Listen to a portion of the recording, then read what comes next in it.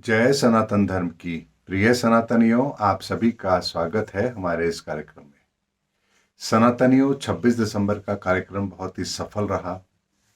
150 से भी ज़्यादा पूरे हिंदुस्तान से विद्वानगण आए, ज्योतिषाचार्य आए, विभिन्न क्षेत्रों में महारत रखने वाले विद्वानगण उस कार्यक्रम में सम्मिलित हुए। हजारों लोगों ने उस कार्यक्रम को लाइव यूट्यूब पर भी देखा और हमारा जो प्रयास था सनातन ज्योतिष को स्थापित करने का, वो प्रयास सफल रहा।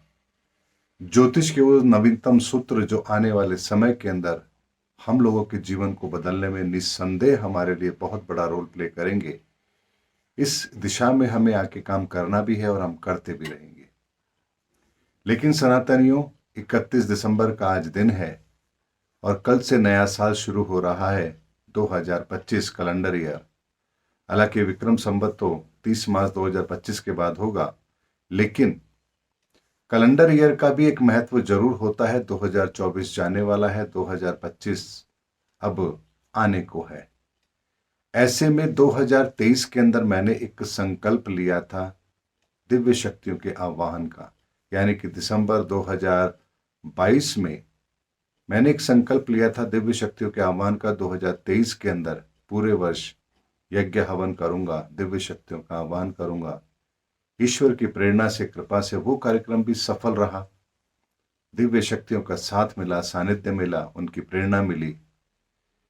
2024 के अंदर यानी दिसंबर 2023 के अंदर भी एक प्रतिज्ञा ली थी कि सनातन के संदर्भ में जो भी गहनतम अध्ययन करके जो सनातन सूत्र मैं आप लोग के सामने रख सकता हूं, ज्योतिष के उस वास्तविक स्वरूप को अगर आप लोग के सामने रखने में मैं कामयाब रहा तो ये मेरी एक छोटी सी सेवा होगी, ईश्वर की बहुत बड़ी कृपा होगी और परमार्थ की भावना से 2024 में कार्य करूंगा। वो संकल्प भी मेरा पूर्ण हुआ और अब 2024 के अंत में यानी कि दिसंबर 2024 में और 2025 के लिए फिर एक संकल्प मैं पुनः लेने जा रहा हूं और वो ये कि आने वाले साल के अंदर 2025 में इस विश्व के अंदर सनातन को स्थापित करने के लिए जो भी प्रयास हमें करने हैं हम वो करेंगे। इंसान की जिंदगी को बेहतर बनाने के लिए जो भी प्रयास कर सकता हूं वो मैं करूंगा।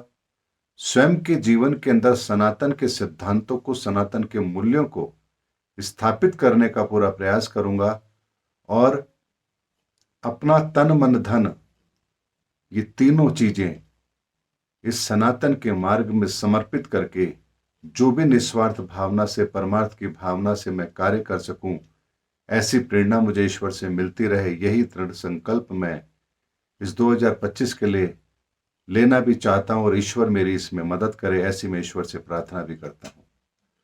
सनातनियों, ये तो वैसे तो कैलेंडर ईयर है, लेकिन 2024 के अंत में 2025 के लिए भी हम सबको अपने जीवन में भी प्रत्येक वर्ष कोई ना कोई संकल्प ऐसा जरूर लेना चाहिए जिस पर हम दृढ़ता से आने वाले वर्ष के अंदर चल सके, उसे अपने जीवन में शामिल कर सके।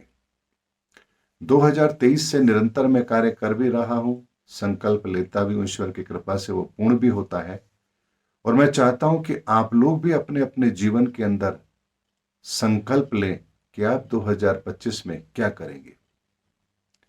अगर आपको लगता है कि क्या संकल्प ले, हमें कुछ समझ में नहीं आ रहा, तो आपको एक बहुत अच्छी बात बताता हूं। 2025 के लिए जो आपका संकल्प होगा वो ये होना चाहिए कि हम सनातन के मार्ग का अनुसरण करेंगे, सनातन के मार्ग पर चलते हुए अपने जीवन को बेहतर बनाएंगे, सनातन के मूल्यों को अपने घर पर स्थापित करेंगे, हमारे परिवार में, हमारे कुटुंबजनों में, अपने स्वयं के जीवन में आप सनातन के उन महानतम सूत्रों को समझे, जाने, उन्हें अपने जीवन में शामिल करें, अपने जीवन को मर्यादित बनाएं, सनातन की विचारधारा से प्रेरित रखें। ऐसा संकल्प आप लोग लीजिए। मैं आपको यकीन दिलाता हूं कि यदि ये संकल्प लेकर के आप लोग आगे बढ़ रहे हैं तो निश्चित मानिए जीवन के अंदर ऐसी कोई परेशानी नहीं जिसका आपको समाधान न मिल सके और ऐसी कोई परेशानी नहीं होगी जो फिर आगे आपके जीवन में शामिल हो।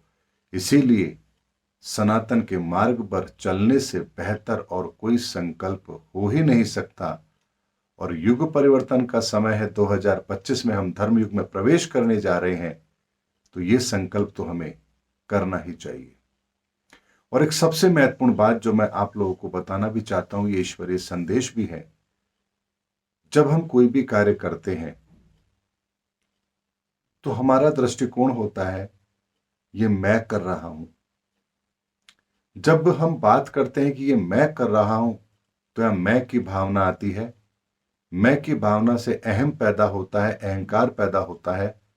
और अहंकार जब हमारे जीवन में पैदा होता है, हमारे विचारों में होता है, तो निश्चित मानिए कि जो भी कर्म हम कर रहे हैं, फिर उसका भोग भोगने के लिए भी हम बाध्य हैं। अगर हमसे कुछ गलत हुआ है तो उसका दंड फिर हमें भुगतना ही पड़ेगा। ये विधि का विधान है। लेकिन जब हम कोई भी कार्य करते हैं, ईश्वर को समर्पित होकर के करते हैं, तो यकीन मानिए जो कार्य आपने ईश्वर को समर्पित करके किया है, अब उसका परिणाम ईश्वर की इच्छा पर निर्भर करता है। और अगर जाने अनजाने आपसे कुछ गलत भी हो गया, तो भी उसके दंड के पात्र आप नहीं हैं, क्योंकि आपने कार्य ईश्वर को समर्पित करके किया है। और यही वो प्रेरणा है जो हमें अपने जीवन में लेनी चाहिए, अपने कर्मों की गति से बचने के लिए। इसीलिए सुबह उठने से लेकर रात को सोने तक जब भी आप कोई कार्य करते हैं, ईश्वर को प्रणाम करके, ईश्वर को याद करके उस कार्य को करें। जो धन आप कमाते हैं उसे ईश्वर को समर्पित करें।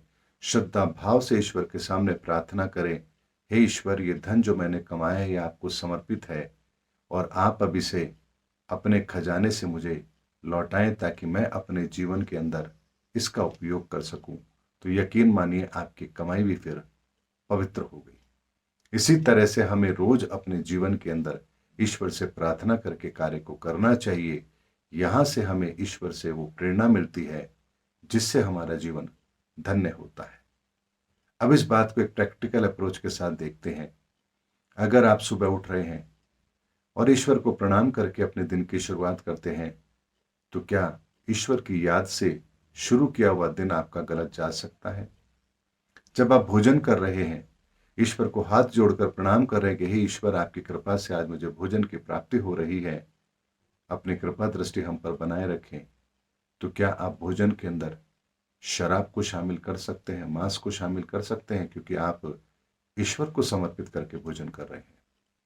जब आप अपने व्यापार के अंदर बैठते हैं, अपनी गद्दी पर बैठते हैं, अपने ऑफिस में बैठते हैं, जो कार्य आप कर रहे हैं आप ईश्वर को समर्पित करके करते हैं। ईश्वर, आज जो मैं कर रहा हूं ये कार्य आपको समर्पित है, इसके परिणाम जो भी आप देंगे मुझे सहज स्वीकार है। मैं पूरी निष्ठा से अपना कार्य कर रहा हूं। तो यकीन मानिए, क्या आप उस कार्य में चोरी करेंगे? क्या आप उस कार्य में बेईमानी करेंगे? क्या आप अपने व्यापार के अंदर फिर मिलावट करेंगे? या अपने व्यापार के अंदर उन तरीकों को अपनाएंगे जो आपके लिए ठीक ना हो? हमारे जीवन के हर कर्म को सुधारने के लिए केवल एकमात्र तरीका यही है कि हम जो भी कर्म करें ईश्वर को समर्पित करके करें। उसके पश्चात हम किसी गलत राह पर जा ही नहीं सकते। और जब जब हम ईश्वर को भूलकर स्वयं उस कार्य को करने के लिए प्रेरित होते हैं कि हाँ, ये तो मैं कर रहा हूं, मैं ही करूंगा, मेरे अलावा कोई नहीं कर सकता, तो यकीन मानिए यहां फिर अहम पैदा होता है। अहम से अहंकार पैदा होता है, और अहंकार आपको उसके परिणाम भुगतने के लिए बाध्य करता है। इसीलिए कर्म बंधन से छूटने का एकमात्र तरीका जो ईश्वरीय प्रेरणा से हमें प्राप्त हुआ है, और यही कार्य हमें करना है कि अपने हर कार्य को ईश्वर को समर्पित करके करना है।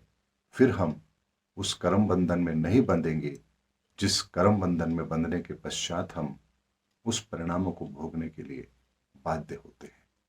उम्मीद करता हूं सनातनियों, आज का वीडियो आपको आपके जीवन में एक नया संकल्प लेकर आगे बढ़ने के लिए प्रेरित करेगा, और 2025 का साल आप सभी के लिए महत्वपूर्ण हो, श्रेष्ठ हो, अच्छा हो, शुभ हो, ईश्वर की कृपा आपको मिले, ऐसी मैं ईश्वर से प्रार्थना करता हूं। मिलेंगे अगले वीडियो के अंदर, तब तक के लिए जय हिंद, जय भारत, जय सनातन धर्म की।